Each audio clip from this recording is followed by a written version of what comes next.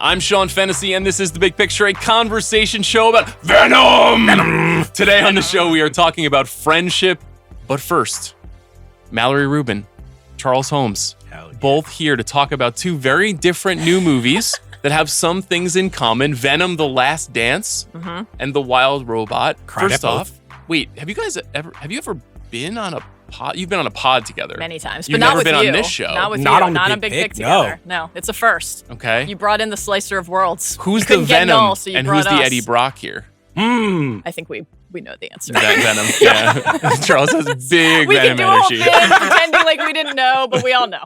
We all know. Venom: The Last Dance. Interesting movie to talk about. I feel so at home at the Ringer because we've got Charles, we've got Miles Surrey, we've got a lot of Venom heads out there. I, of course, am a Venom head.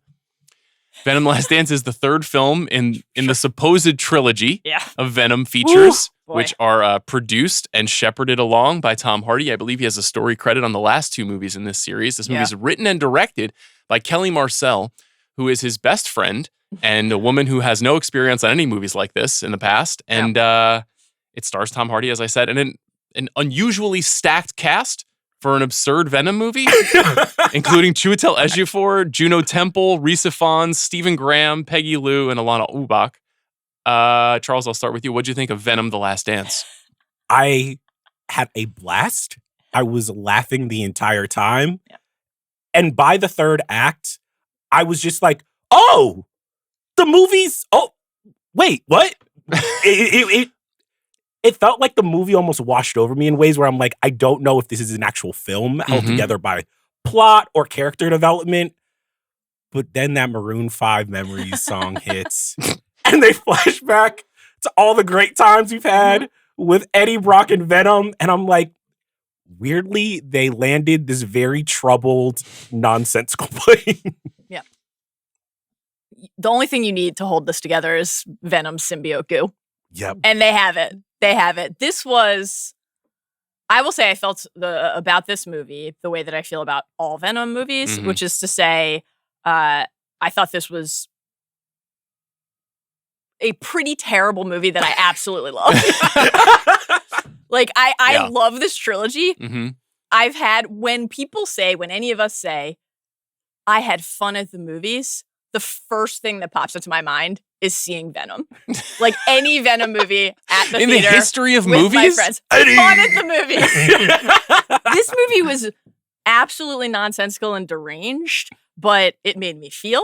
It made me laugh. It made me turn to all of you, the people next to me, and just cherish the fact that we were experiencing this thing, this goopy thing together.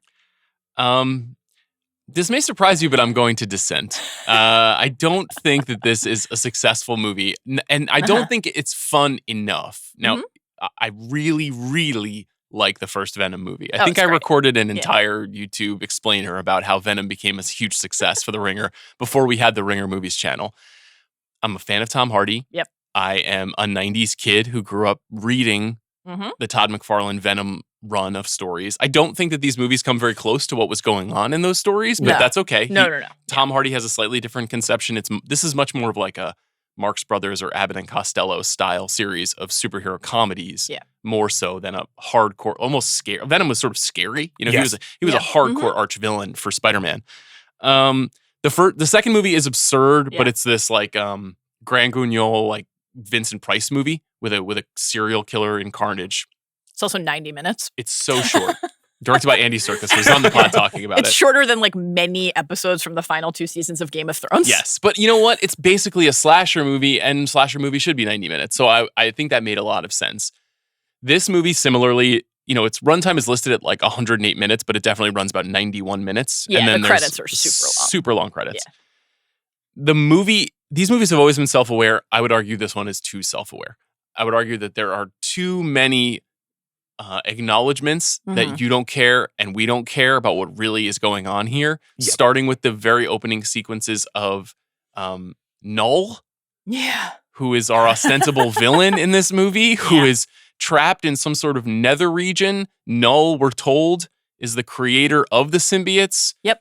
But they were too powerful for him, and so they banished him to another realm. Yeah, imprisoned. Needs that codex. Yeah, so he needs the codex. Correct. Which is a MacGuffin that is lodged in Venom's back. Yeah, like because, lower neck. Oh, yeah. Because Eddie died in the first movie. Right. And I'm just like, yep. I have no recollection. Because you brought up after the screening, you're like, at one point there's a bunch of Venoms running around. They're like, in the first movie, they're just like, it's so rare for a symbiote. So hard for a symbiote and a human to bond. And that's the perfect kind of thing about this movie where you're just like, oh, they don't have any internal logic to this world or this trilogy. They do not care. This is just kind of like, they're like, here, guys, have it. Yeah, and I think that spirit is a good thing, honestly. You guys especially, but me as well, we've been taking superhero stories very seriously for the last 10 or 12 years. Too seriously, one might argue. We can do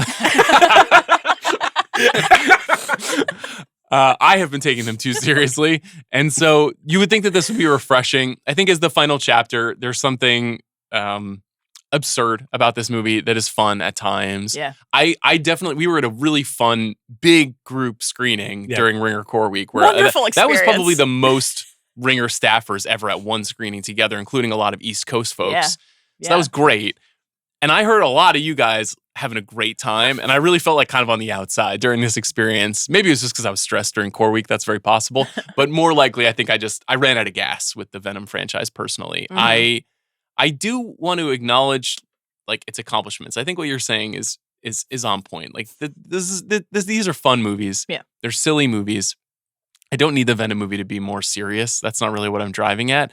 I just need it to not feel hacked together. Mm-hmm. And there are a few moments in particular with Juno Temple's character and like her Christmas colleague. Oh, yeah. Where there are like flashes of scenes that feel like they just stop or there's no follow through on setups that it's hard to believe this is a mainstream Hollywood movie because they're so messy. I don't believe that either of us would dream of challenging that contention, which is, I would say, irrefutable. Mm-hmm. And when you mention like the cast and this incredible wealth of talent in the movie, I think that is the area where you most keenly feel like the tragedy of squandering that. Mm-hmm. Because basically every scene with Commander Rex Strickland or Dr. Teddy Payne involves, even by the standards of like a film that involves clunky exposition, the characters just speaking to each other in a way that people never engage with each other so that we can understand in fairly rapid fire fashion something about the Imperium or Area 55 or the need to split up and kill either Venom or Eddie in order to preserve the future of humanity. There's not really a scene between any of those characters that is compelling, emotionally rich, or sensical. Mm-hmm. But I would posit that the movie is, and I think this is what you're bumping against, so overtly uninterested in that it's not even pretending to care. Mm-hmm. The only thing the movie cares about is that when we see Mrs. Chen and Venom doing a full-on dance number, mm-hmm. we will be as swept up in that moment as Mrs. Chen is in Venom's arms. And let me tell you, I was. The fact that the movie ends, we're spoiling things, right? Sure. I don't think... I don't know if there's much to spoil. It's sort of an unspoilable product here. One of my favorite moments of Great Midnight Boys podcast, as always, was when you finish the Midnight Manifest and you're like, that was like the hardest one I've ever had to do because... As soon as the movie ends, the plot drips out of your ear. Yeah, exactly. When we get to the end of the movie, I would like to repeat once again, and it will not be the last time I say this. I thought this was a genuinely bad movie. It's bad. It's bad. I found myself drawn to when we watch Venom absorb and suck up the xenophage horde. And these are the giant, oversized dog bugs that are chasing Venom throughout the movie. I thought that was a nice character design. That was cool. I've never seen that before. I'd never seen that. That was amazing. Good. That was amazing. And Venom is sucking them up and like kind of like slug marching them toward the giant vat of Chekhov's acid that has been staring us in the face all movie. Like in terms of the plot mechanic, this is all deranged, but you're going to tell us, you're going to sit here at this table with two of your dearest friends and closest colleagues and say to us that when Venom put that door down over Eddie to protect him, you didn't weep. You didn't shed a tear. You didn't feel inside of you a longing for the connection that is so rare in this life, but that Venny and Adam found. Eddie went to New York City to see the Statue of Liberty for his bro, and he felt nothing.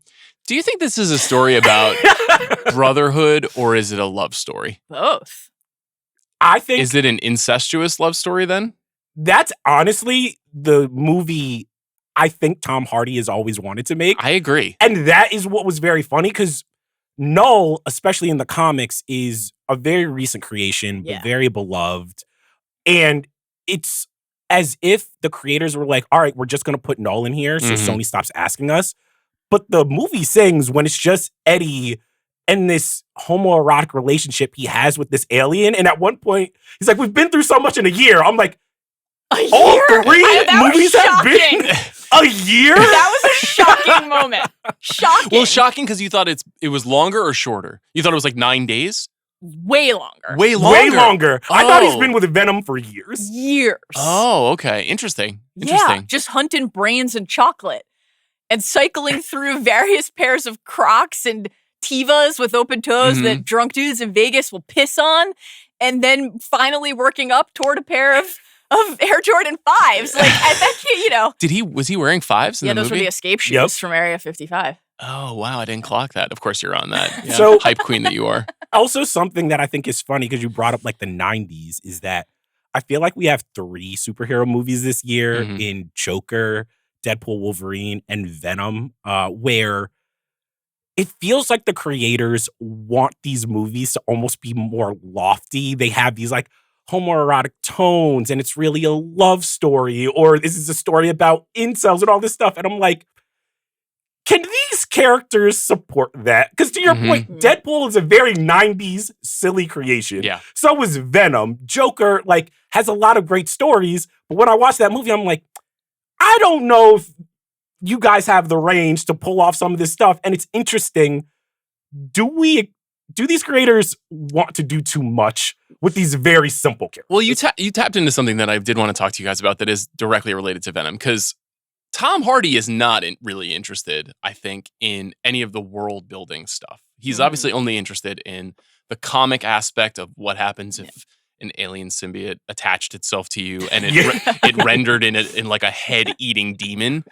That's a really funny idea, and he's obviously leveraging it in a big way. And he's a ridiculous actor, and I like him a lot, even though he's only made 2 non-Venom movies since 2017, which is actually horrifying for one of the most gifted actors in the world. Yeah. Nevertheless, the Null stuff, anything surrounding, General Rex Strickland, all of these figures, they just feel like studio notes. Now, I don't know if that's the case. I don't know, because the movie seems to kind of sort of want to set up a wider Venom universe. We don't know if Tom Hardy is going to be portraying Venom in the future here, but I can't tell if it's like a lofty aspiration on the filmmaker's part or just that colliding unhappily with the studio wanting to make sure that they don't completely torpedo what could be a long-term valuable property. Yeah. What do you think? So I think like Null is obviously the best lens into that conversation, but I would say that like everything with the Imperium is maybe even more emblematic of what you're describing. Can you explain that? No, and I think that's the point, right? Yeah. So the Imperium is this shadow organization. We like multiple times flash to the back of a head of a guy, the head of the Imperium, who Strickland and others serve, watching on all of these screens, surveilling Eddie and anyone in humanity who might pose a threat. But and this is shocking because like we were sitting next to each other, and one of the things that we kept turning to whisper is like, oh, is that going to be the brother? Is that going to be, it just seemed like we were building toward a reveal that never came. Never is addressed. They don't reveal, and again, I think are uninterested in revealing inside of this movie who that is. Now, we're recording this on Monday. The movie came out like Thursday night. People will spend all weekend on the internet observing. This will not be the first podcast that makes this observation that Reed Scott, icon that he is in the credits. Dr. Dan is listed as being in the movie, and he's not in the movie. I didn't so people I didn't are clock like, that. is that Dr. Dan? Okay. Oh, how interesting. Now that would be a connection not only to the prior two movies, but to a future expanded universe. But Dr. Dan was the guy who came in and began dating Michelle Williams' character in the original film. Yes. Yeah. And so the question of like whether something else was afoot there, are we again tapping into some sort of like multiversal element to explain this? Will that just not be who that ends up being in a future movie? And it just felt like a fun little Easter egg for Venom fans. Who the fuck knows? Because the movie doesn't answer any of those questions. Now, we have Null as the Spectre, and then in the stinger, in the mid-credits, we are setting up like the future of Null. I think unambiguously, and this is supported by like the interviews and the press around the film, Sony's Spider-Man universe, the SSU, is building toward Null as a big bad. That's clear. So everything with Null being like fairly contained and limited in this movie felt more, whether it was good or compelling or not, it felt like intentionally little drops to prime us for the building out of this villain over subsequent films. What will those subsequent films be? Great question. The Imperium to me feels like more of what you're talking about, where they're like, we need like a thing on Earth. We need like a looming specter of someone who's watching and hunting. And I guess like Strickland on his own didn't achieve that, but I feel like that's really to the detriment of the film, because if he's more actively the driver of that, he has something to do other than just repeat clunky exposition. If we make him more of a striker from the Wolverine stories, that could have been more effective. First of all, you just went into House of R mode. That was amazing. I feel like it just like House of R just started in the middle of this episode of The Big Picture. That was amazing. Really dumb because you were explaining all of that. I'm like, I did not clock any of that in this movie. It was just... Well, I definitely didn't know about the Dr. Dan thing. As the Imperium character, you know, the shadowy figure whose back we're seeing, I could only think that it would have been the Juno Temple character's brother, because that was the only other figure who is suggested to be a part of this mythology that we never see. But there was no reveal. We're like in the arcana of a Roswell movie. T-shirt just carries over onto her she person. has an origin story where she gets struck by lightning, and then they just never bring it up again, and then she's just a super fast symbiote by the end, and I'm like, wait, are they setting her up as a cat? Like, and it's just nothing. It just disappears. Does being struck by lightning make you fast?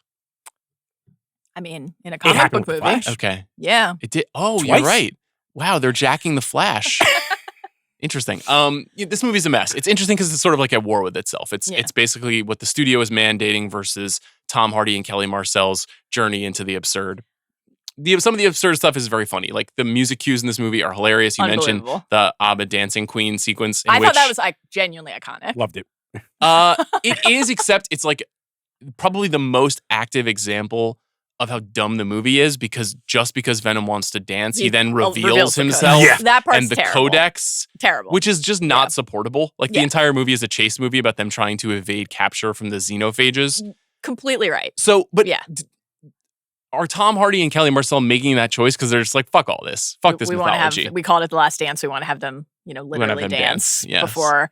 Yeah, that was strange, and it's difficult to explain. There is no logical explanation for revealing themselves to the xenophage. I have no defense. However, were you not moved by the dance number? Were you not moved by the family sing-along in the van? The family sing-along I actually enjoyed. I thought it was kind of touching. Wonderful. So the family sing-along is Risa Fons and Alana Obak are hippie parents dragging their two young children across the American Southwest to go visit Area 51.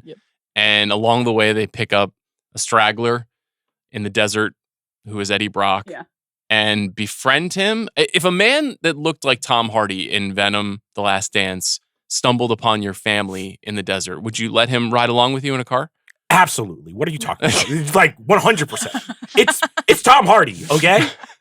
You weren't touched. I was like, the boy gives him chocolate. That was wonderful. Nice. That was nice. But also, genuinely wonderful. The family moment. was also emblematic of like, they're like, oh, I guess we should give Venom some type of hero arc. Let's just throw this random family in there. And I was like, at one point, I was a little disappointed because I'm like, I actually thought the family was going to become a Venom family. I know, that would have been sick. I was like, I was waiting for a little boy Venom just to be running. Needed it. Well, it's weird because the movie gives you all these other great Venoms. You get frog Venom, you get fish Venom, you get horse Venom, Remarkable. There's a portly Venom. That's right. the heavy Venom, Yeah. and yet we couldn't get 8-year-old boy Venom, which I think is a missed opportunity. Tragic. I don't understand it. This movie isn't good. It seems like it isn't resonating. Its box office was significantly lower of the last couple of Venom movies, even though it's trying to do some of this table setting. I do want to talk to you guys. I want to talk to you about two more things before we get away from Venom. One is the Spider-Man universe or whatever. Yeah. Because a mess. This is the second of what will be 3 films in that universe this year. Which is shocking. Stunning. And what was this year? Yeah, what was the other movie? And Craven is coming in December. Madam Web and Venom the Last Dance and Craven the Hunter. I believe... Shocking. Craven the Hunter definitely was supposed to be a 2023 release. Yes. It was pushed all the way to the end of 24. That movie has been delayed many times, which I have always considered a deliberate marketing strategy to just continue to put out new posters with slightly different angles of the abs. Yes. You and Joanna Robinson are very excited about this movie. One of us is. Okay. I wonder which one. We will be talking about it on this show as well. That is the last of the comic book movies coming out this year. Yeah. But we've also had Morbius, fiasco. Horrible movie. And then there are 3 Spider-Man movies that are technically in this universe, but not actually in this universe. Are they? Because the beginning of this Venom movie confused me very greatly, because at the end of the last one, they send Eddie to the MCU. Yes. Yeah. Where Spider-Man exists, but then they send him back to this universe where I'm not sure Spider-Man exists. This is Earth 688, so this is a different continuity. But the fact because we've had he now starts in 616. Yeah, we've had the double. We're ping ponging in the stingers across the film, sending Eddie and Venom back and forth, looking for those ties. Eddie seeing like Peter on the TV previously. I thought opening this movie with a reference to the blip was bizarre in that respect, because that's like a really active effort to connect the things in a way that they are like just not connected. Also, and then makes around a story that occurred 6 years ago in the movies. Yeah, and then so that makes me wonder on the Noel front, which universe is he in? What universe we're putting him in? I don't know. I mean, that's part of the question here, which is you've got. I should also say the Spider-Verse movies are, in theory, kind of a part of this extended family. Exceptional. Let's not taint them. I have mixed feelings about the Tom Holland Spider-Man movies. Mostly leaning positive. Love the Spider-Verse movies. I adore, as you guys know. Yeah. I think Morbius and Venom: The Last Dance and Madam Web are among the worst movies I've seen in the last 24 months. Morbius is astonishingly bad. Yeah. Madam Web, I think that I was just disassociating in the theater. I was like, what is happening? But I needed that movie to be even worse relative to the pre-release hype. I thought it was vaguely competent for about 40 minutes, and I was a bit, betrayed by that. What are you expecting out of Craven? I think just dullness. It's weird, though, because it's J.C. Shandor, who is a director that I really, really like, who wrote and directed Margin Call, the Academy Award-nominated film Margin Call. He directed All Is Lost. He directed A Most Violent Year. He directed, oh my God, what is the Netflix action movie that I love so much? Starring Oscar Isaac and Last Frontier? Triple Frontier. Triple Frontier. Thank you so much, Bobby. Good work, Wags. It was a long core week. That's what I'm here for. It was. We're all tired. Triple Frontier, like, in my book, J.C. Shandor's like 4 for 4. Yeah. And for some godforsaken reason, he's making the Craven movie. Well, we all need a vacation home. maybe that means it'll be great. Remember how Andy Serkis, before he embodied Noel, directed the second Venom movie? That was, Is Gollum in the Spider-Man universe? Gollum's everywhere. Yeah, he is. Gollum's eternal. Gollum is eternal. You mentioned that there's some sort of Sinister Six plan. I think someone after the screening yesterday on Thursday was suggesting that they thought we would, maybe it was you, Charles. It was me, because at one point they referenced like, all right, the Six. And I was just like, is the Sinister Six going to be in this movie? That'd be dope. And then it just never happened. And I'm like, that's actually the biggest problem with comic book fans, where it's like, oh, Tom Hardy wants to make a bromance movie with him and Venom. I would like to see the Sinister Six pop out, because it's also something we're getting to the point with these Spider-Man films where none of the stingers are ever going to pay off. Where Morbius fucking wasn't Vulture in Yeah. that, He if I was. recall Yes. Yeah, correctly. Michael Keaton pops up, sort of like AI Michael Keaton or 80-yard Michael Keaton. It was very weird, like shot from behind. You can only hear his voice. So I'm Oh, like, man. they've been teasing that Spider-Man or someone at some point is going to go up against all these villains. And if some of the rumors, or not even rumors at this point, of Tom Holland basically seemingly throwing his weight around a little bit Mhm. in press, being like, oh no, we're really close to the script, but we just really care, and I'm really trying to make it work. That to me is emblematic of what's going on with these Spider-Man movies, which is, I think, a feeling that returning to the core of that character, maybe putting him in a more street level position versus Sony obviously wanting Null and to build this out, having something that can be like the MCU. Mhm. And I think at this point, I'm in the Holland camp where I'm like, let's just tell a grounded Spider-Man story, please. I think particularly, I mean, look, it's the Sinister Six. No studio is ever going to say, no, we don't want to do the Sinister Six. They've been wanting to do this back. But they tried. Drew Since Goddard was Andrew going to do it. Yeah. Well, right. But also, they didn't literally do it, but they came pretty close to doing it in No Way Home. Like, Yeah. they approximated the effect Right. of doing it. They by created putting, a room with 5 villains in it. Yeah, by putting so many villains in the same movie. So, like, I wonder if you need, like, a beat before you try it again. But I don't know. It is also funny to think that, like, Reese Ifans previously played Lizard. And now it's just here as, like, Marty and It's his ridiculous. band. It's completely ridiculous. Wild stuff. Yeah, I this is a very, very messy situation. And it's unusual because Sony is, I've talked about in the past, a studio that is still sort of using the old way. They don't have a streamer. They essentially operate as like an arms dealer. They sell a lot of their movies to Netflix. But one thing that they have consistently done is they have been able to use like old-fashioned movie styles and get people in theaters to see them. So like Anyone But You last December Right. is an old school, trip to Australia rom-com. It Ends With Us is an old school weepy that they magically turned into a $100 million movie. For whatever reason, they're terrible at this. Terrible at navigating and managing these movies. I think you could very clearly make the case that the like MCUification of the Tom Holland movies did wonders for both studios. Like it really helped them in both directions. No question. But everything else that they've navigated around this, other than the Spider-Verse movies, has been kind of shockingly bad or just strange, like hijacked by Tom Hardy. I mean, Yeah. but to be fair, you can make the argument that Sony has been actually really good steward of Spider-Man, the character. When you're like, if you look at Spider-Verse, if you look at those PlayStation games that are some of the most successful games of all time, Tom Holland movies, successful, you start to be like, Warner can't even do that with Batman. So there is a point.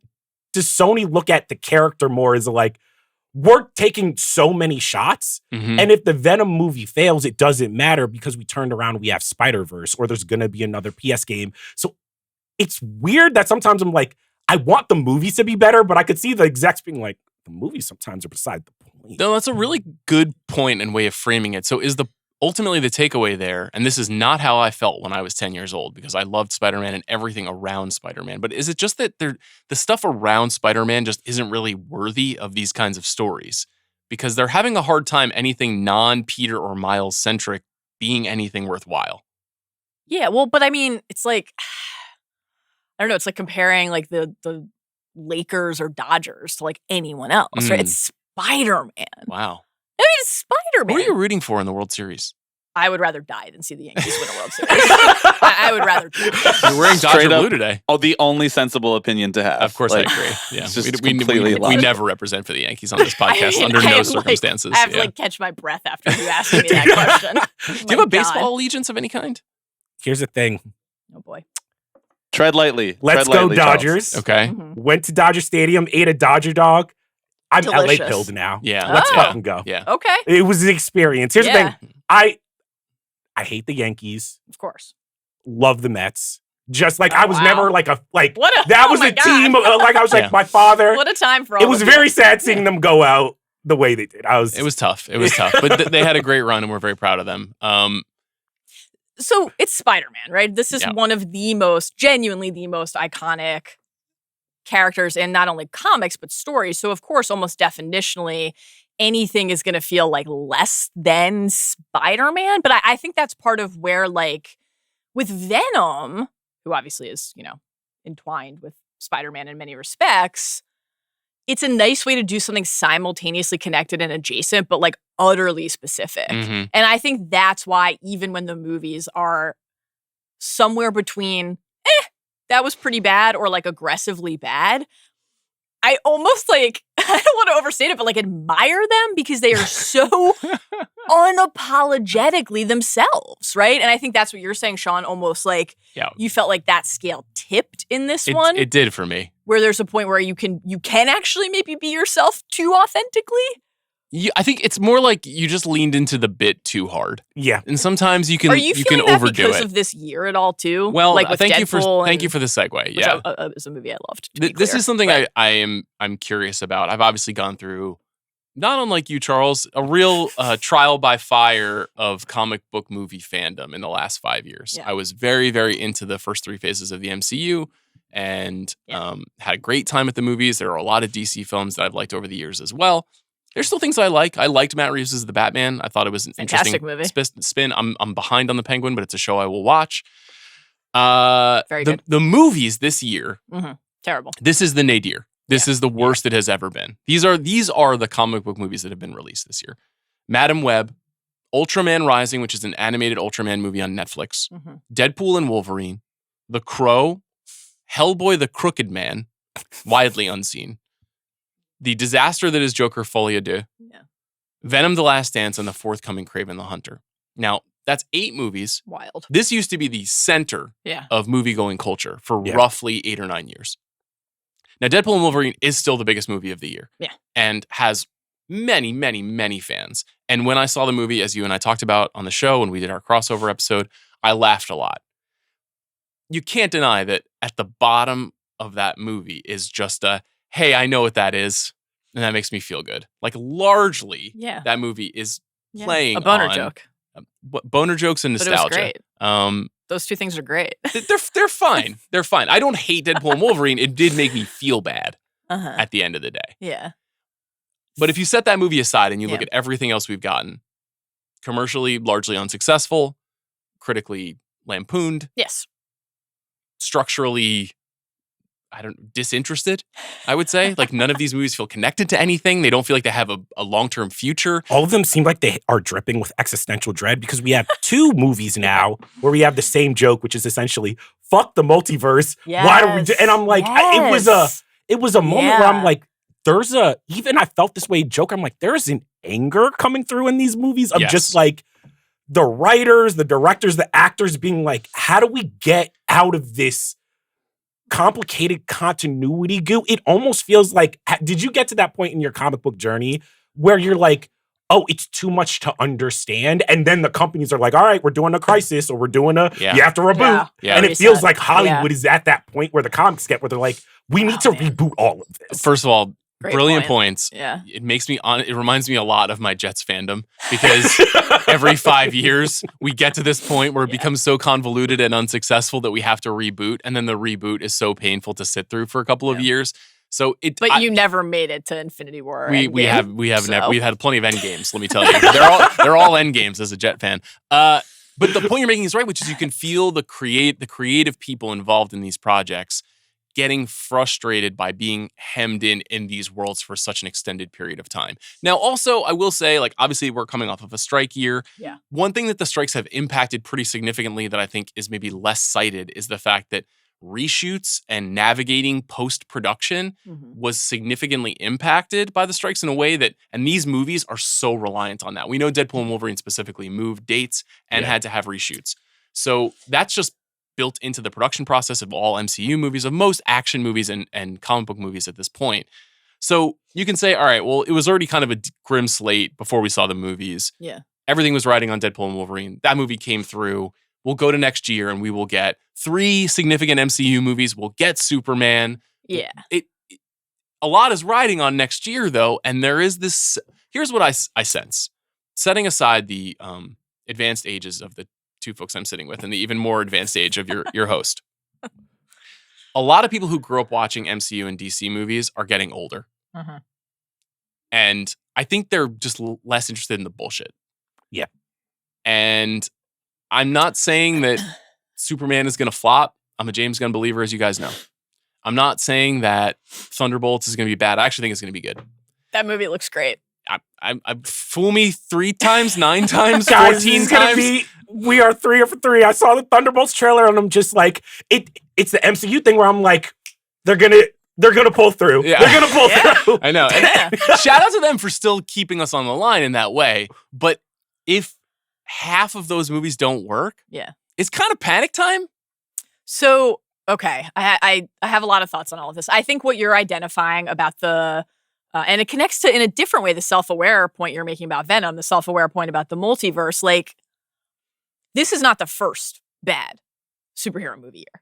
If it were, that would be one thing. But we are, I think when you said like nadir, that's right, because we're on the downward slope and it feels like this continuation of a thing and the end is not in sight. And so if something like, or maybe it is, if something like Deadpool and Wolverine really works, it's like, you hit pause on the snowball for a minute, or like you brought out a hairdryer and you melted it, but then it just started rolling down the hill again. Mm-hmm. When does the hill end?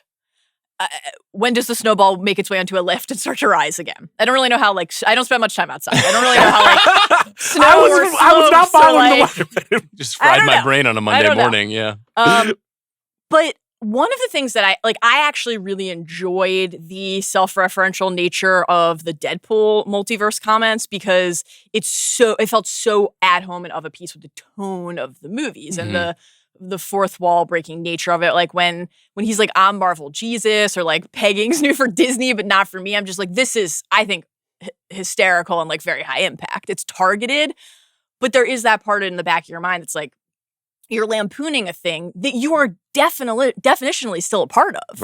Right. And that is like, I think you feel it a little bit more keenly, actually, despite the inescapable sprawl of the MCU, a cinematic universe that I love and spend a lot of time in Venom: The Last Dance, because a shot like that, I'm sort of like, wait, but you like made the choice to open your movie with a blip comment. Like, you actually didn't have to do that. Right. But you are a part of the thing that you're actively mocking, and you're introducing Null to build toward clearly a villain who will be deployed across movies, but also possibly across continuities. And so then it's just not effective as commentary because you're too swept up inside of the thing.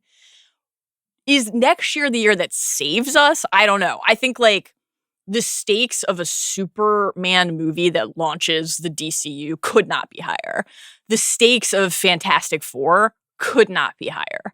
Like, I am very excited for Captain America and Thunderbolts, but I think without question, Fantastic Four and Superman are the litmus tests for where we are in terms of like the ability to sweep people back up in these fictional universes. And then to your point about like the aging public, that's a really interesting one, because like just like anything else, the stuff all of us make, anything else that is ultimately like put out into the world for people to consume, you have to ask yourself the question of like, are you making it for the same person forever? Or are you making it for someone new? And that gets back to your point of a reset. Yeah. Right? Because like no matter how much somebody loves a thing, at some point you will always, always, always butt up against, you gave me too much of the same thing for too long, or you changed the thing I love and I resent it. So you've got to make it new, and you have to try to sell it to someone else. And then hopefully the people who loved the first version of the thing discover it again and decide they want to take the journey with you to a new place. It's a really interesting July 2025, because you've got a new Jurassic World movie that is not related to the previous Jurassic films. That stars Scarlett Johansson and who's the other big star? Mahershala Ali. That it's another on paper thing where I'm like, I'm so sick of Jurassic movies, and they're so important to Universal and their bottom line, but I'm intrigued by what I've seen on the list. So you've got that movie on July 2nd, and then on July 11th you have Superman, and then on July 25th you have the Fantastic Four. I mean, so that is a very consequential movie for studio tentpole franchise filmmaking, and it's very plausible that all three of them don't work. Like, it would not stun me if they didn't work. If I know, I will be stunned if Superman isn't good. Maybe I'm being too positive. Okay. I do think I don't think there's any turning this around in the short term. I think people are pretty much going to be pissed until Secret War is over. Yeah. And then once the X-Men are back, I think a new generation of kids are going to be like, this is the X-Men, and you and I will be like 50, 60, 70 graying and be like, that's Wolverine and Cyclops, you know? It's like, even my fandom with comic books, sometimes even in my most negative phases, I'm like, Jonathan Hickman does House of X Powers of 10, and I'm back on the drip. I'm reading Absolute Batman now. It's like, you do go through these phases, and I think the movies are just now at a point where it's like, you remember probably, I would say, the 90s going into the 2000s, Marvel almost implodes and basically is no longer a company. Everybody's like, after the big 90s, like, fuck these comics. And then you have the Ultimate line, and you have this and that. So I do think that this is just baked into the texture of these stories. Is like, you're going to have decades where people are like, this is dead like disco. And then one story pops out and we're like, we're back. Superheroes are back. What is the one you are most anticipating? Fantastic Four. Superman. Because even when I don't like a James Gunn movie, I'm always like, damn, Gunn like gets it. Like he just gets what I like about these characters, the whimsy. Yeah. And that's the thing where it's like, I almost have so much faith in the Fantastic Four because they've done it before. I think Feige and that team really know how to make a good superhero movie. I'm not worried about Fantastic Four. Superman is the one where I'm like, we haven't really gotten a good modern Superman ever in live action. And if anyone can do it, I'm like, I want to see James Gunn pull it off. I'm not totally against totally against Bryan Singer, but I'm not totally against the Bryan Singer Superman Returns movie. I think it has some elements of what makes Superman classically interesting. The thing that I suspect is going to happen with the James Gunn movie, and that's also my most anticipated superhero movie of the year, is that obviously he is always working to kind of upend our expectations of classic hero archetypes. Yes. And so he likes underdogs, he likes weirdos, he likes cast-offs, he likes gross things. Yes. I think he's going to probably lean into the absurd notion of an alien landing on Earth and trying to integrate into our culture and how weird that it actually is as a concept, and not do the typical Christopher Reeve ripping the shirt open kind of the visual style that we expect from a Superman movie. I could be wrong. Now, it's possible, though, that when he does something like that, it won't hit. I think that it's been interesting to it's such a fascinating starting point. Like, it's been fascinating to hear him talk about the character and his spin on it. And I think there is a clear recognition of an appreciation for the elemental, earnest nature of the character that I do think will still be present. And so, to me, it's more a question of how you pair that essential element with the James Gunn secret sauce that you guys just laid out. And, that's what's exciting about it. That's why it feels like it could be not only an effective way to launch the DCU, but, something fresh. What is ultimately the counterweight to fatigue? It's like a jolt of caffeine.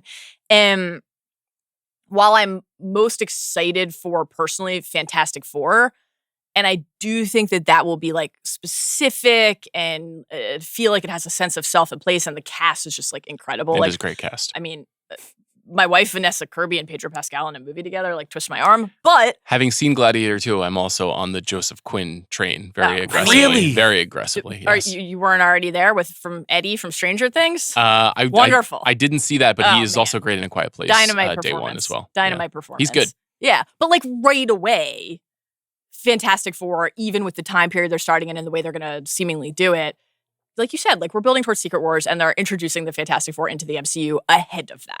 Purposefully. Right. So we will right away be caught up in much more. Superman has the chance to establish what it wants to be in a contained vacuum. I would be surprised if those movies weren't successful and good. But if they are not, then it's cataclysmic. That's what it will feel like. I'll be listening to House of R and the Midnight Boys in the meantime. Should we talk about the Wild Robot? I would love to. Yes, please. So this is a respite, I think, from the pain and anxiety of comic book movies in 2024. This is it's based on a book, but an original animated feature from Chris Sanders. Peter Brown's novel is was new to me, but apparently has been beloved this century by a lot of kids. It's aimed at roughly 7, 8, 9-year-olds, I would say. You know, not really a picture book. There are a handful of drawings. I've been reading some of it at home to my daughter. It features the voice work of Lupita Nyong'o, Pedro Pascal, Kit Connor, Bill Nighy, Stephanie Hsu, Mark Hamill, Catherine O'Hara, Matt Berry, Ving Rhames, stacked cast of voice actors. Amazing. It's about a robot named Roz who's shipwrecked on a deserted island, and she must learn to adapt to her surroundings. She soon builds a relationship with the animals on the island, including a gosling who she stumbles upon and begins to raise as her own. I'm like already gonna cry. I I'm know. like on the verge of tears. This is a tremendously affecting movie that just worked on me full stop. I've seen it twice now. Second time hit even harder. I saw it with my wife and my kid, and my wife was just a mess during the whole movie. I was crying when I left I was walking down. I'm like, my God, motherhood, my mom. Yes, very powerful mom movie. Yeah. And I have heard Chris Sanders talk about this elsewhere, and this was a great observation. I think that there's not a lot of animated movies about motherhood because moms are the characters that effectively prevent trouble. Yeah. They're the characters that there would be no movie. The example that Sanders cited is, he worked as an animator at Disney for many years, and he worked on that stretch run of Beauty and the Beast, Aladdin, The Lion King, that sort of second golden age that Disney had. And Aladdin was originally supposed to have a mom. And if Aladdin had a mom, him robbing, dealers at the local market would seem less plausible. It would seem strange. You'd think like this is a kid who he's disrespecting his mom in the way that she tried to raise him. So they removed his mother from that story. So you don't really see this very often. Dumbo was an example I thought of where there's a mother involved. Bambi famously, the mother is killed. I'm even thinking of like Lion King, and that's such a father movie. Yes. Where it's like obviously Hamlet, but you don't remember even what Simba's mom, he has one. You're just like, I don't know. Nairobi, is that her name? Yeah. But she doesn't play a huge part until she comes in at the end to kind of save them. So anyway, it is very much a movie about motherhood. So you were touched by this movie. I thought this movie was beautiful. I was moved to tears. Again, we're spoiling. Sure. It's been out for well over a month and is now available on VOD. Yes. Which is where I watched it, in the comfort of my home, under a fleece blanket with my cat on my lap. And I just clung to him and held him and whispered into his ear about found family and the power of connection. I thought that the whole movie was beautiful. It hits on a lot of the themes that I really enjoy across stories. But the migration, Bright Bill's migration was I actually was wrecked by it. It was so exquisite in so many different respects, like the Roz Bright Bill relationship, all of the other geese who judge and mock Bright Bill for being different. What the movie has to say about acceptance and belonging and identity.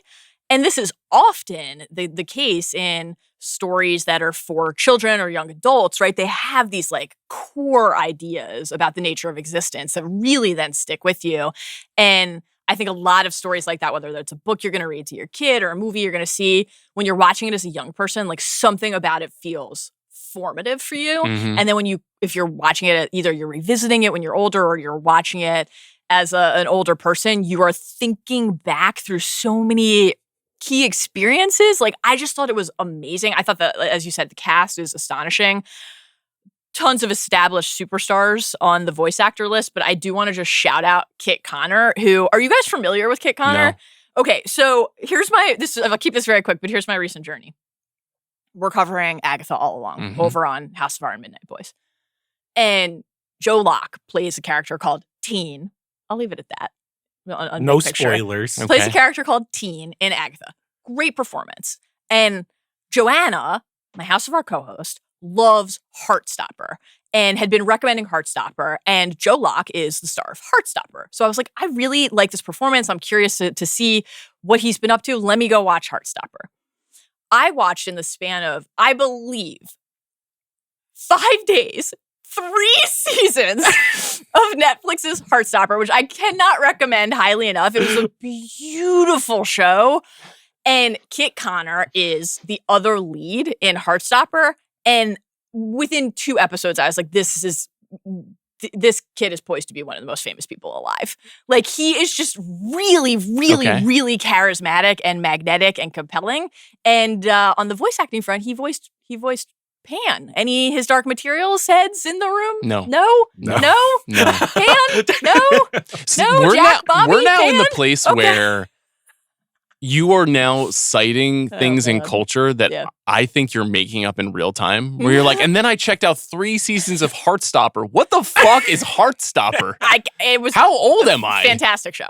Incredibly popular Netflix show. It's a queer love story, young British children, teens who are discovering themselves and discovering each other. It is just fantastic. Okay, great very recommendation. sweet, very charming. Unfortunately, I've abandoned TV.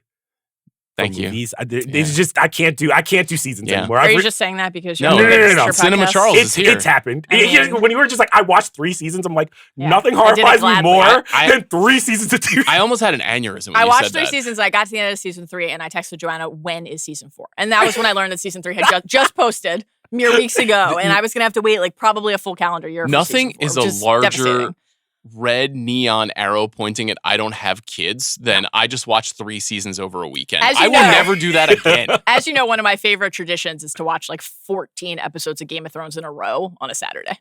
I love to mainline You are television. a maniac. Truly a maniac. I'm in awe, as always. You liked this movie as well. You were touched. Yeah, it was. You have these kind of like circular moments where I didn't know anything about this movie, didn't know about the director, that he directed Lilo and Stitch, but it was funny. When I watched Lilo and Stitch, I remember having this moment as a kid where it was one of the last times I went to a theater with my parents to watch a hand-drawn animated movie. And Lilo and Stitch is like a foundational memory for me. I love this movie. And the theater was empty. And I remember having this like kid to like teen moment where I'm like, oh, this is the end of something. Like, this is the end of my parents taking me to these kind of films. This is the end of these animated films. I thought it was beautiful and I was angry. I'm like, why is this disappearing? This movie should be more appreciated. And over time, it got that. And then to see this movie, I was like, it felt like another when I realized it was directed by the guy who made Lilo and Stitch, I was like, it was a homecoming moment because the theater I was in was packed. I was sitting next to a father with his teenage daughter. I was sitting next to like just 2 40-year-old childless couples, like just a couple super happy to be there. There was old people in the back. And I was like, oh, he found a way to do it. Where this almost feels like a Lilo and Stitch movie where it's like, it's a marriage between CG and drawn, painted. It has this emotional feeling to it. Yeah. It bowls you over. And I was just like, oh, we're always going to kind of come back to these stories, even if it changes. And it was just that magical moment of like the heart was always there. He just needs to figure out how to get it. Yeah, it's not surprising that Sanders comes from the Disney machine, and that he was kind of raised inside of it. Because like the story beats are somewhat familiar to a lot of those stories that you'll see over the years of sort of like an outcast figure coming into a new world, taking on a younger protege, helping them through the world, and then the protege becomes a kind of a hero. We've seen that story a lot of times. The visual style of this movie, I think, is what really distinguishes it. Sanders talked to me about it a little bit. He's talked a lot in the press about that combination that you cited, Charles, of the hand-drawn and the CG. Yeah. And we have this unenunciated but known expectation of what we think animated movies should look like in 2024. That there is a kind of depth in CG animation that is now starting to look more flat. Like our brains have gotten used to it. And so it doesn't feel as profound as like when we did Toy Story on the rewatchables. And we talked about what a mind-blowing moment that was in 1995 to see that animation style. And now it has gotten increasingly samey. And, this is a DreamWorks movie. A lot of the DreamWorks movies look very samey to me. This is the first one in a while that feels a little bit different. And you can feel like the intention and the care that the animators are putting into this new style, this painting style that they're innovating. Also, great score by Chris Bowers in this movie. The music is beautiful. The Maren Morris song just hits during that Take Flight sequence. Incredible. That's also a trademark of the Disney movies, is just like nailing the pop star song choice inside of a critical moment in a movie. Just a lot of pieces of the puzzle that fit so well. Lupita, who I would not have guessed would have been so good as Roz. But An amazing, great incredible voice performance in the movie. Yeah, it's really, it's quite good. I I think like the animation style, which I also thought was beautiful, it's also like helpful in terms of doing something that feels like a shift away from what has become the norm. That like this isn't a movie that stars humans, right? You know, we're working with like robots and animals, and they are more human than us, and that is part of the lesson ultimately. But like, we don't need to like have a certain kind of look on a human face in every frame of the film, right? And so I don't know if this is true, but my assumption is that maybe that felt like a little bit like liberating to like try to like land on a new aesthetic. It's interesting that you note that, because I said that to Chris. I'm like, this is the first movie that you've made that doesn't have any humans in it. Yeah. Which is unusual. If you like, he made The Croods, he made How to Train Your Dragon, he made Lilo and Stitch, he made even The Call of the Wild, Shout the out Harrison Toothless. Ford's movie. And I was reading an interview where it was like their original Lilo and Stitch idea was for an alien to come down, and like it was Stitch was going to be in the forest with animals. And I think one of the notes was like, you can't have an alien with animals because the animal world is already alien to us. There needs, and it's like funny that coming back to this with a robot, you're like, oh, it works with the robot because it's like, she's the alien.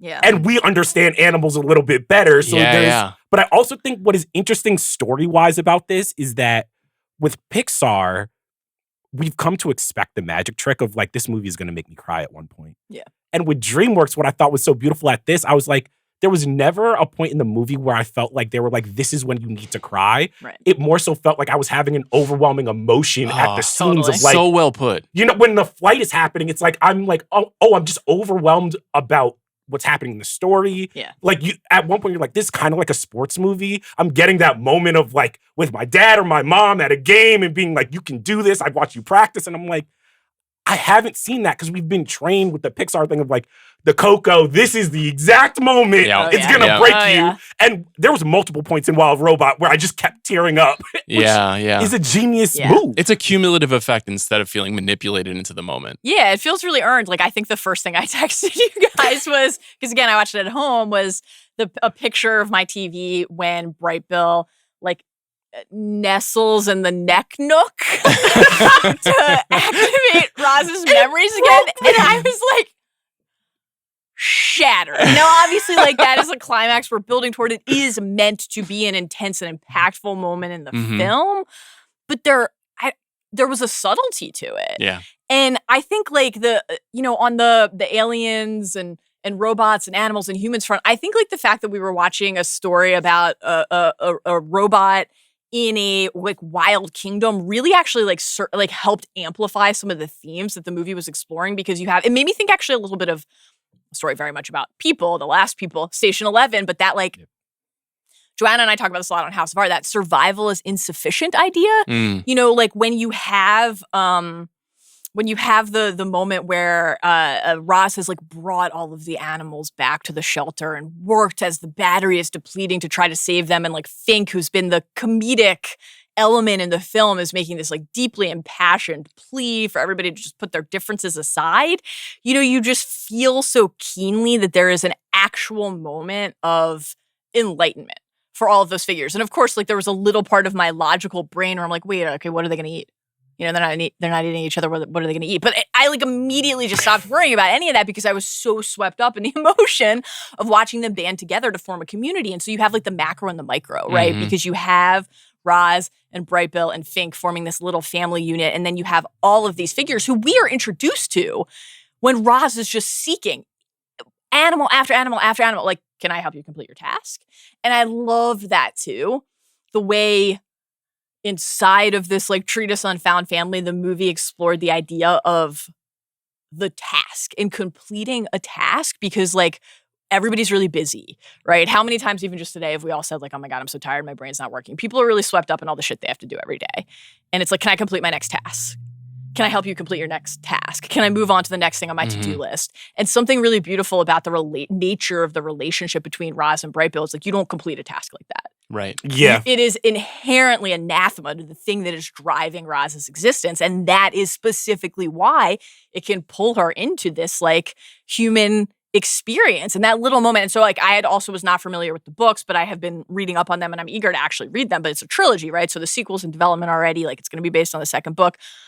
But I didn't know that when I was watching it for the first time. And so the moment when like sweet little Bright Bill's face just peeks around around the corner and you realize that despite that factory reset and Roz's sacrifice and going back to Universal Dynamics to try to spare the inhabitants of the island, like, she knows who he is because that's not a thing they can take away. I was like, I mean, I also have to say, it was so touching. This movie, what it does very well is it never makes it seem like parenthood is this ultimate place of being. There's a lot of jokes. I was cracking up at the possums. Great stuff. Because I was like, oh, there must have been parents writing this movie because they were just like, it wasn't like, oh, you're going to become a mom and everything. It's just like, hey, it's really fucking The Catherine O'Hara character is hilarious in this movie and very real if you have endured difficult days with your children. There's like a real frankness about how hard it is that I think a lot of parents are going to relate to. This is a great movie. I think this movie is the frontrunner for Best Animated Feature Academy Award. Kind of an interesting, somewhat funky year because, Pixar is usually quite dominant here. Last year we saw our beloved Miyazaki one, which would have been a surprise to me in June, but by the end of the awards race, you could tell that The Boy and the Heron had really gathered a lot of momentum. Yeah. The Pixar film this year is Inside Out 2, which is one of the biggest hits of 2024, but it is a sequel. Yeah. It's clearly not as beloved as the original, even though I enjoyed it. You talked about it with us on the show, Charles. And then the rest of the stuff, we have this interesting kind of melange of foreign films and related IP, related franchise-oriented stories. So like among those stories, you've got Transformers 1, which we'll talk about momentarily. We've got a new Wallace and Gromit movie, which is coming out later this year on Netflix. We've got a Lord of the Rings anime film. Cannot wait. So it's Malcor. It was recently announced that a new Looney Tunes movie is going to be released this year, though it is not the Coyote versus Acme movie that was at the center of the Warner Brothers saga. There is an additional Looney Tunes movie, which is not coming from Warner's, it's coming from Ketchup Entertainment, which I know is your favorite studio. It's called The Day the Earth Blew Up, a Looney Tunes movie, which I think is very focused on Daffy and Porky Pig. Those are the two main characters in the story. I don't really understand how the licensing works there, but clearly WB didn't want to release this movie either. And then there's Memoir of a Snail, an Australian film, and Flo, a Latvian film about a cat. Oh. I've been hearing a lot of gas on Flo. So I'm very excited. Flo's got dark horse energy in this race this year. Last but not least, Piece by Piece, the Pharrell movie. Did you see this yet? Sean, when you asked me on this episode, I'm like, I'm going to go see that movie, but I couldn't. Halloween weekend hit you. There is something about seeing the clips as Legos where I'm like, I can't wait. This is hitting me. I love a Lego. I'm like, I'm not going to let it win. There's something, like, I smile I have the Twitter video and I'm like, you're not going to win that. Half of it you're going to love. There's half of that movie, which is just Pharrell making beats in Lego, and the Lego being the beat being represented by like a flashing Lego is it when Nori shows up, it's just crack. Like you will love it. The narrative emotional arc of the movie a little complicated. Do you see Transformers 1? I did. Okay, and you saw it. Modern masterpiece. I've been waiting for my brother and my sister to join me to discuss this movie briefly. Genuinely exceptional film. Loved it, but by the end, I was like, wait. So, spoilers, I was like, wait, so Optimus has been gifted a monarchy by the Transformers space god, and he banishes his best friend. Immediately, I was just like, no! But now we know why Megatron is so salty. I will say I was not expecting because we were in a group chat and you're like, I love this movie. And I was watching it. And I was like, this isn't my Megatron and Optimus Prime. And by the end, when their voices change into the voices we kind of like are approximating it, I'm like, the movie got so dark after. I was like, final third maybe of the movie, I was like wrapped watching it. So I think it's actually kind of a tough sit through the first 30 minutes. You can feel the movie almost trying to figure out the tone it wants to take, where it's kind of like a buddy comedy set in the world of like the proletariat on Cybertron. Like it's very much a movie about like being held down by the man and the system. Yeah. But Chris Hemsworth and Brian Tyree Henry are these sort of like rollicking bros, and they're trying to meet their heroes. Lawrence Fishburne shows up about 40 minutes into the movie as a critical. What are those guys called? I forget the Primes. The Primes, right? As a key prime who survived this awful attack. And movie kind of takes off from there. And then I agree with you. Final 30 minutes, I saw it at a fan screening. People were standing in the aisles and just cheer. They were like, when "This is my Optimus Prime." When Megatron let goes of Optimus and he's falling, I'm like, what am I watching? This is crack. It was so good and very intense. It is good. Visually stunning in that stretch in particular. Wonderful. Everything on the surface looked really cool as well visually. Also, just no surprise, but yet another iconic John Hamm performance. He's very good. He continues to be cast as shitheels, and he is an arch shitheel in this movie. I don't think that movie's gonna make it into the race. Sad. I think it's quite underrated, a little underseen. Obviously, nobody takes Transformers shit seriously except for the big picture. We will continue to do so. That movie very seriously, because to your point, the first 30 minutes, I was like, I can get into some lore. And when they were explaining the lore of the Transformers, I'm just like, dog, y'all are going deep Cybertron lore in the movie. So it's a little hard to say not having seen a few of these movies. I haven't seen Flow or the new Wallace and Gromit. Wallace and Gromit, famously celebrated by the Academy in the past. Lord of the Rings, I don't think is going to be a strong contender. Maybe it'll surprise us. Feels a little slight to me based on the trailers, personally. I'm looking forward to this You movie. like the trailers? Yeah. Okay. Yeah, I'm excited. I saw a movie. What did I see? I saw Beetlejuice with Van. And the trailer for this movie came on, and I was like, yo, are you hyped for this? And he was like, I don't know what this is. And I was like, this is, you host the Midnight Boys. Like, this is your thing, like the Lord of the Rings movie. And he was like, I don't fuck with Lord of the Rings. Yeah. And I was like, what are you talking about? This is a core part of Van's lore. That's so weird. You like Lord of the Rings? Yeah. Okay. I read the book. Here's the thing with Lord of the Rings. It gets to the point where I'm like, I can do The Hobbit. I could do Lord of the Rings. I can do those both. Okay. Once we start, you're not going into like the Silmarillion or anything. It's too much. I'm too dumb for I don't have that level of lore accessibility to remember everyone. I'm like, I can remember the Hobbits and the Fellowship. Once we start talking about all that other shit, I can't. So, I guess this is Inside Out 2 versus The Wild Robot, right? I thought The Wild Robot was way better than Inside Out 2. Yeah. And I love the first Inside Out movie, but I don't actually think this is particularly close. I liked Inside Out 2 quite a bit, but Wild Robot felt like special, and Inside Out 2 felt like a less good sequel. A solid sequel. Than its original. Honestly, Agreed. it's very funny that these are probably the two movies competing because I think it speaks to the state of animation, the companies where it's like Disney is all in on nostalgia now.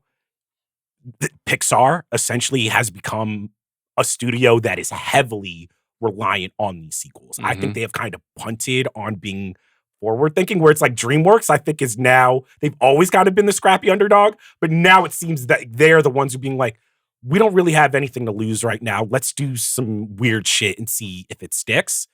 It's interesting because The Wild Robot, while it has been successful, is significantly less successful than Inside Out 2. Sure. So Inside Out 2, to my surprise, is $1 billion movie. And this is in the hundreds of millions and no more than that. Pixar's next movie is an original, Elio, which is coming out in June. And then they've got two movies in 2026, one called Hoppers, and then Toy Story 5, which will be probably one of the biggest movies of the next 5 years, would be my guess. So, I mean, I think you're right. I think immediately after Toy Story 5 is Incredibles 3. So you're right that those sequels are pretty important to the company's brand. And they, before Inside Out 2, as we talked about, like they were in kind of a perilous state. They were like, what is our identity? Yeah. They went through this rebrand. There was a shift in leadership. There were layoffs, I think, for the first time. There were layoffs. In company history, I believe. I'm sure they'll be beating their chest, but The Wild Robot, I don't know if it signals something new. I think it signals something classical that makes us feel good. I think it's interesting that a movie about a robot with sentience that breaks its programming in the time of AI I know. is being cited as a heartwarming story. I think there's an alternative read here that we could apply if we wanted to. Yeah. About trusting the machines. I think James Cameron told us, be careful. Yeah. Do you think that's where the trilogy, the book trilogy goes? I hope these films are a direct prequel to Cameron's The Terminator. Oh, hell yes. Right? That this is the beginning of Skynet. Yeah. That Roz is one of the OG. Is it T-100? I don't think I would enjoy that twist. 40-year anniversary of The Terminator. Holy shit. How are you feeling? How are you celebrating? Old. I'm gonna rewatch the film. One of my dissenting opinions is that I think The Terminator is very, very good, but not an all-time movie. There's a really good column that Adam Naiman wrote on the site last week about how much the Terminator means to him and what it means to the culture. And I thought it was very persuasive, but I've always been a little bit like, it's a very punk rock kind of a movie. It's a very small movie. And Terminator 2 is a movie I saw like at a critical stage of my life. And I'm like, that is how you make an epic film. Yeah. So it's always been my preference over the two. Yeah. You disagree? I saw the Terminator for the first time in high school. Like we had like a movie and I was like, that punk rock thing. I was like, you can make, I'm like, this looks cheap.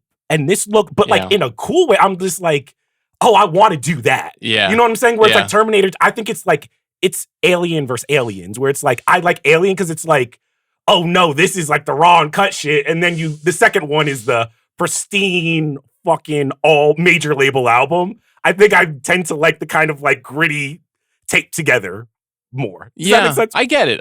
I think both are good. I think James Cameron is a genius. Any closing thoughts on The Wild Robot or Venom: The Last Dance? We're all aging and we're all getting old because on my way here, I was listening to the new Tyler Creator album. How did it sound? He's rapping about being 35 and childless. And it reminded me of this conversation where I'm like, between Charlie XCX and Tyler the Creator both being like, we're in our 30s and we're not married and we don't have children. And watching The Wild Robot and being like, wow, parenthood is great. I'm like, I'm getting old. Yeah, I'm like, the teens of my youth are now like, children, what's up with that? So I'm ancient. I feel really. Is he really rapping about being 35 and childless? First of all, I love Tyler. I've always loved Tyler. Followers of my work from 15 years ago know I've been writing about Tyler for a long time. That's amazing that he's in that place in his career. Amazing to me. Chromacopia, right? That's the record? Chromacopia. Okay. So like, I brought that up to say, Wild Robot probably wouldn't have worked on me probably 5 years ago. I'd be like, kids, parenthood, fuck all that shit.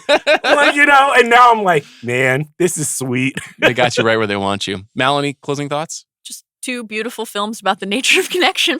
You know, great to share them both with you. It was nice to be connected to you both. Thanks, guys. Thanks to Jack Sanders as well. And thanks to our producer, Bobby Wagner, for his work on today's episode. Later this week, CR and I will look to see if there's white smoke over the Vatican as we discuss Conclave. Woo! We'll see you then.